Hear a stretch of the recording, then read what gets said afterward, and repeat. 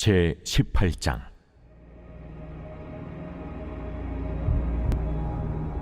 여호와께로부터 예레미야에게 임한 말씀에 이르시되, 너는 일어나 토기장이의 집으로 내려가라. 내가 거기에서 내 말을 네게 들려주리라. 하시기로 내가 토기장의 집으로 내려가서 본즉 그가 농로로 일을 하는데, 진흙으로 만든 그릇이 토기장의 손에서 터지매 그가 그것으로 자기 의견에 좋은 대로 다른 그릇을 만들더라. 그때에 여호와의 말씀이 내게 임하니라. 이르시되, 여호와의 말씀이니라. 이스라엘 족속아, 이 토기장이가 하는 것 같이 내가 능히 너에게 행하지 못하겠느냐? 이스라엘 족속아, 진흙이 토기장이의 손에 있음같이 너희가 내 손에 있느니라. 내가 어느 민족이나 국가를 뽑거나 부수거나 멸하려 할 때에 만일 내가 말한 그 민족이 그의 악에서 돌이키면 내가 그에게 내리기로 생각하였던 재앙에 대하여 뜻을 돌이키겠고, 내가 어느 민족이나 국가를 건설하거나 심으려 할 때에 만일 그들이 나 보기에 악한 것을 행하여 내 목소리를 청종하지 아니하면 내가 그에게 유익하게 하리라고 한 복에 대하여 뜻을 돌이키리라.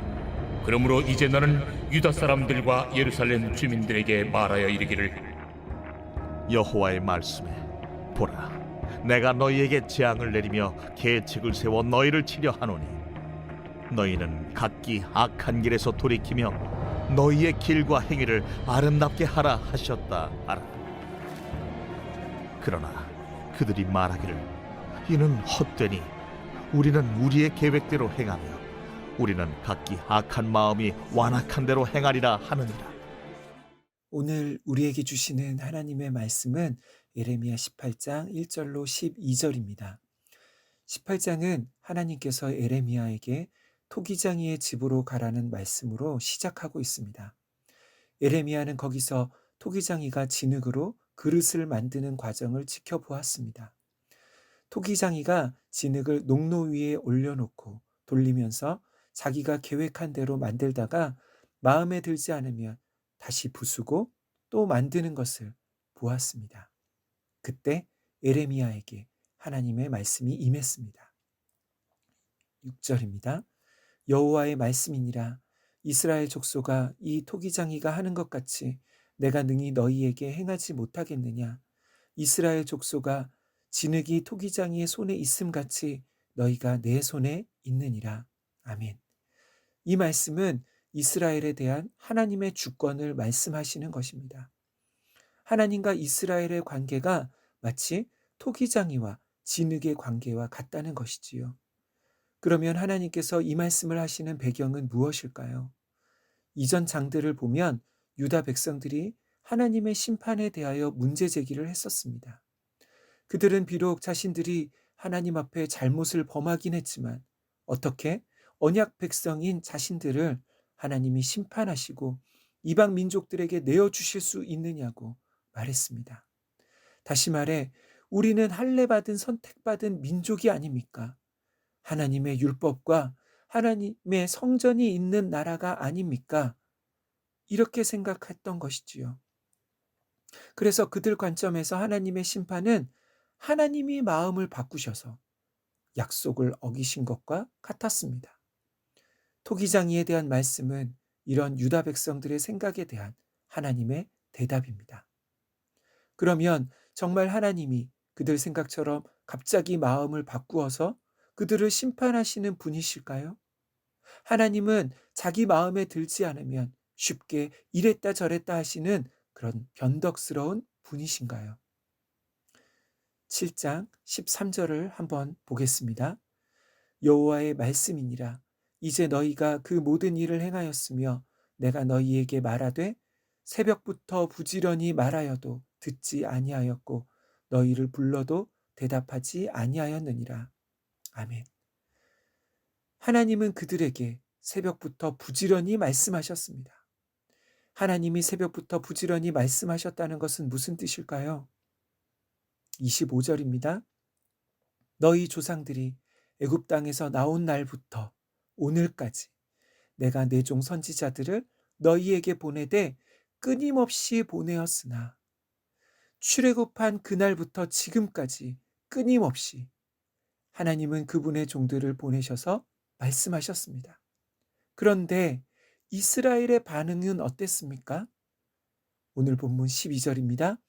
그러나 그들이 말하기를 이는 헛되니 우리는 우리의 계획대로 행하며 우리는 각기 악한 마음이 완악한 대로 행하리라 하느니라.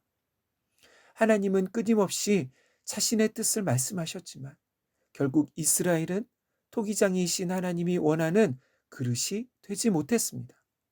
그럼에도 하나님은 그 진흙을 버리지 않으시고 다시 자기가 원하시는 대로 만드시기 위해 빚으시는 것이지요. 이스라엘은 하나님의 손에서 다시 빚어지는 진흙과 같았습니다.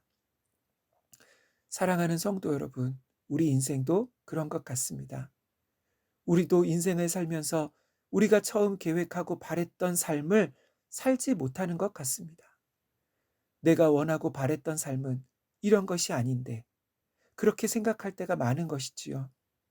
내가 바랬던 결혼 생활, 내가 바랬던 직장, 그리고 자녀들의 삶, 이런 것들은 우리 힘으로 어쩔 수 없거나 바꿀 수 없는 일들이 대부분인 것 같습니다. 그래서 많은 사람들이 후회와 포기하고 싶은 마음으로 인생에 실패한 사람처럼 그렇게 살아가는 것이지요. 그런데 예수 믿는다는 것은 이런 나의 삶을 주님께 맡기는 것입니다.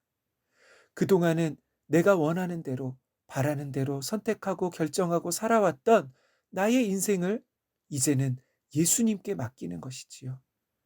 그러면 토기장이이신 주님이 다시 내 인생을 빚어주시는 것입니다.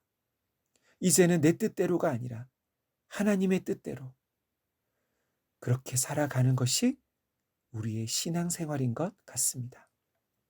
하나님을 믿을 때 우리에게 또는 믿지 않는 사람들에게 가장 걸림이 되는 생각은 내가 내 인생의 주인이 아니라 하나님이 내 인생의 주인이 되신다는 것. 그런 생각인 것 같습니다. 이것이 어려운 것이지요. 왜냐하면 우리의 자존심을 내려놓아야 하기 때문입니다. 우리의 실패와 무능력함을 인정해야 하기 때문인 것이지요. 하나님을 믿는다는 것은 이렇게 고백하는 것입니다. 주님, 저는 제 인생에 실패했습니다. 저의 생각과 마음을 새롭게 빚어주시옵소서. 지금까지는 내 뜻대로 살았지만 이제는 주님 뜻대로 살기 원합니다. 사랑하는 성도 여러분, 오늘 본문은 유다의 심판에 대한 하나님의 주권이 핵심적인 주제입니다. 그런데 그 하나님의 주권은 이 세상 통치자와 같은 이기적이고 자기 마음대로 다스리는 그런 주권이 아닙니다. 그분은 마치 농부와 같이 새벽부터 부지런히 그리고 끊임없이 말씀하시며 우리를 기다려 주시는 분이십니다. 그분은 우리가 회개하고 돌이키면 벗은 발로 뛰어나와 맞아주시는 자비로우신 아버지입니다. 그분께 여러분의 인생과 삶, 여러분의 자녀들, 인생의 모든 문제를 다 맡기지 않으시겠습니까? 주님이 우리의 삶과 가정, 공동체를 새롭게 빚어주실 때 하나님의 원하시는 모습으로 변화되는 저와 우리 모든 산돌의 권속들이 되시기를 간절히 소망합니다. 기도하겠습니다. 온 세상의 주인 되시는 하나님 아버지, 주님은 끊임없이 종들을 보내셔서 말씀하셨지만 듣지 않고 오히려 완악한 마음으로 우상을 섬기고 사랑했던 이스라엘을 보게 됩니다. 주님, 우리의 주인은 누구인지 돌아보게 하옵소서. 예수님을 나의 구원자, 주님이라고 입술로만 말하는 것이 아니라 실제 내 인생의 주인으로 모시게 하옵소서. 주님께서 우리 마음과 생각을 새롭게 빚어 주시옵소서. 토기장이의 손에 맡겨진 진흙과 같이 우리 인생을 다시 빚어 주시옵소서. 예수님의 이름으로 기도하옵나이다. 아멘. 이 시간 함께 기도할 제목입니다.